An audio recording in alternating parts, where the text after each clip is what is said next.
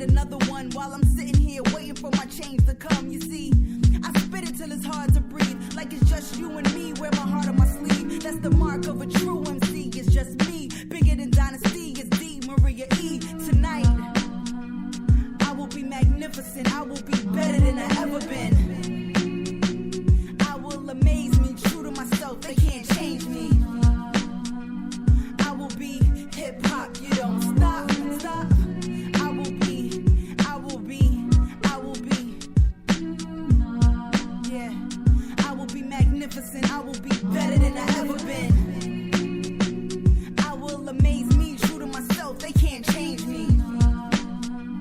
I will be hip hop. You don't stop, stop. I will be magnificent.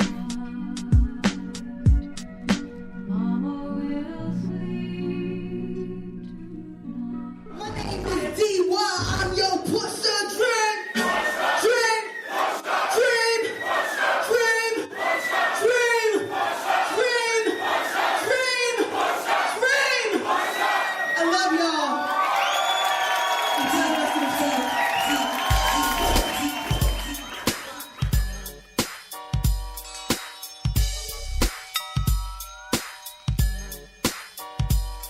I rock rough and stuff with my Afro puffs. Rock on with your males. Welcome back to the Doug Stewart Show. With my Afro puffs. Woman Wednesday. I rock on with my pants off 'cause it's a Shout out to all of the ladies, man. I really appreciate y'all patronage. The number to the show is 404-382-0338. You can also email me at doug@thedugstewartshow.com. Shouts out to the great Thorny Switch, Denise Milk and Cookies, DJ Queen. I saw Tiffany Sports and Heels in the chat room. Hey, Tiffany Sports and Heels.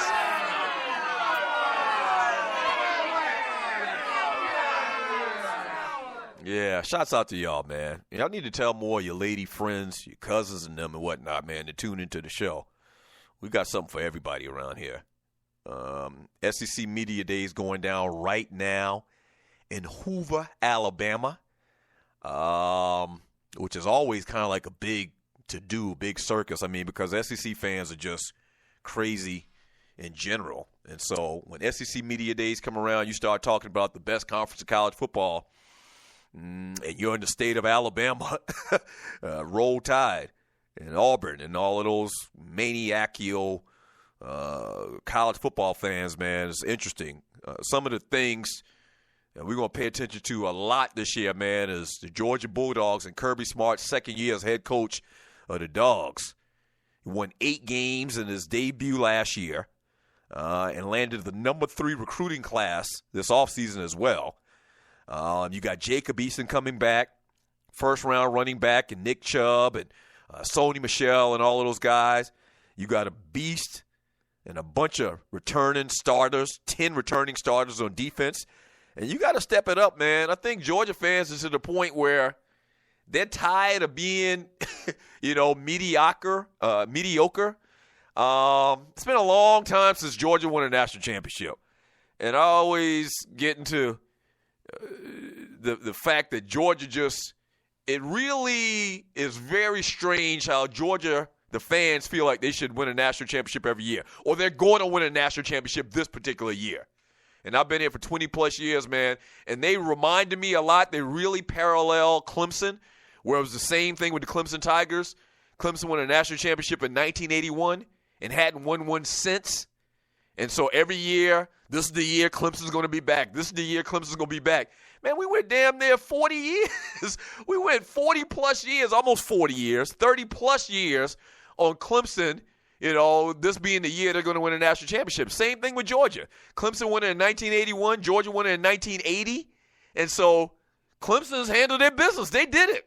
Now Georgia's the only other team, man, that's got to go ahead and take it to the next level and stop worrying about SEC championships. They got to win it all at some point. Going to be tough, though. Obviously, playing in the same conference with Alabama.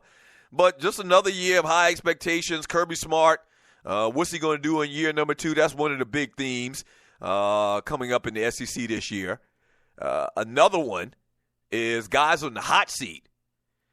This year's hot seat, man, is going to focus on probably Texas A&M's Kevin Sumlin, Tennessee's Butch Jones, who for the last couple of years, there's been a lot of talk about Tennessee being back to the Tennessee Volunteers when Philip Fulmer was the head coach and all the success that they had, with Peerless Price and Peyton Manning and what's the quarterback name? I can't even think of his name right now. The brother that won the national championship.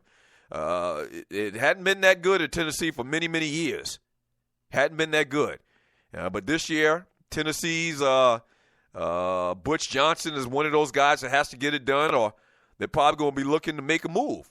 Auburn, Gus Malzahn, back to Kevin Sumlin. He started 5-0, 5-0, and 6-0 the last 3 years, only to finish each year 8-5. And that's true. If you think back over the last couple of years, you listen to the Doug Stewart Show, it seems like Texas A&M starts out hot as hell, which is evidenced by the records I just gave you. The last 3 years started out 5-0, 5-0, and 6-0. And then they just fall apart seemingly the last part of the season with all of the talent and all the resources that they put into that program. There at Texas A&M, man, they got to get more results. So Kevin Sumlin's probably, in the short list of guys that have to make some big moves this year, or they're going to make some moves once again. Another big theme, this is something else that I tell you about. I like it when I talk about something ahead of time and I'm actually right. And my prognostication told y'all years and years and years ago that Ole Miss was cheating. They've been cheating.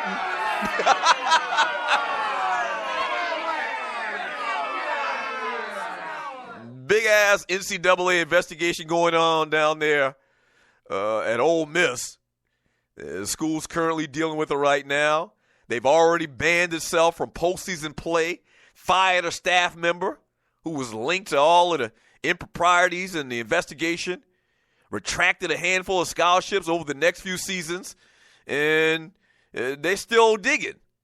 They're still digging. Bottom line is you can't continue to get 4- and 5-star recruits to come down to, what is it, Starksville? Or is that Ole Miss? Whatever damn town Ole Miss is in, or is that Mississippi State? Whatever damn town they're in, you can't continue to get 4- and 5-star recruits to come to Ole Miss and not throw up a couple of red flags. So more to come on that story as well. And another big story, I guess, interesting story to look at is in the East, man.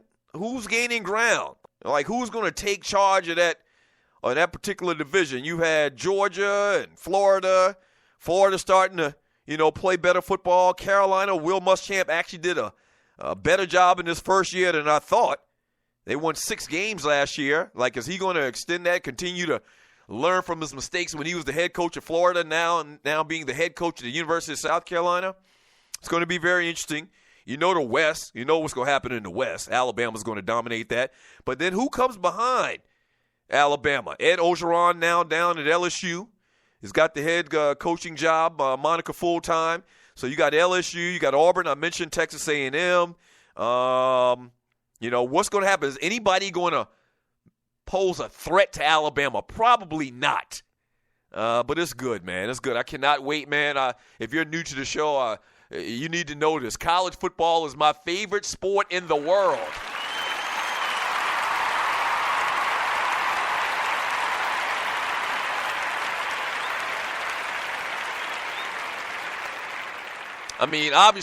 Football. Football is obviously my number one sport. But, if you're breaking them up, man, between the pros and college, give me college football, man. Give me college football on a Saturday afternoon, man. Alabama, Auburn, Clemson, South Carolina, Michigan State, or Michigan, Ohio State, or whatever matchup that you can come up with, man. Nothing better. Nothing better. Seasons changing, leaves turning colors, college football on, sitting up on your couch with a damn brew and watching college football all day long, starting at 12 noon. Nothing better. So I'm looking forward to it, man. We're not that far away. Your Heisman Trophy frontrunners, so says Las Vegas. let me give you the top. Let's do the top 10. I think this is the top 10. Yeah. Coming in at number 10, Darius Geis, who's a running back at LSU. Number 9, DeAndre Francois, quarterback from Florida State. Hoping he can make some bigger strides this year. He can really step his game up. You can see the talent in that kid, but he's a little raw. So DeAndre Francois from Florida State, quarterback. Saquon Barkley, running back out of Penn State. Bo Scarball, the man-child running back at Alabama. My gosh, if that kid can stay healthy, man, sky's the limit.